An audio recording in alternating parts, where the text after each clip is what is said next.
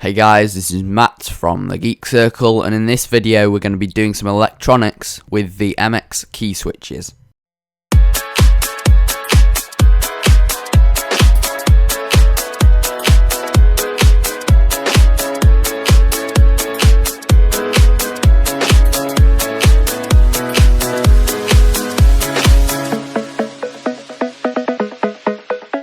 So, I recently received some VariBoard, which I can solder my switches up to, apart from the slight problem that the part of the switch sticks down, so I have to drill a hole in the VariBoard to get them to fit. So after drilling and soldering the switches, I can do some calculations to work out how much resistance is needed. So this is the calculation used to figure out the resistance needed for an LED.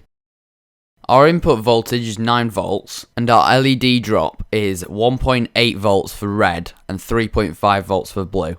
And with a current of 30 milliamps, that works out at 183 ohms for blue LEDs and 240 ohms for red LEDs. The battery wires kept snapping, so I put some stress holes in to stop this happening.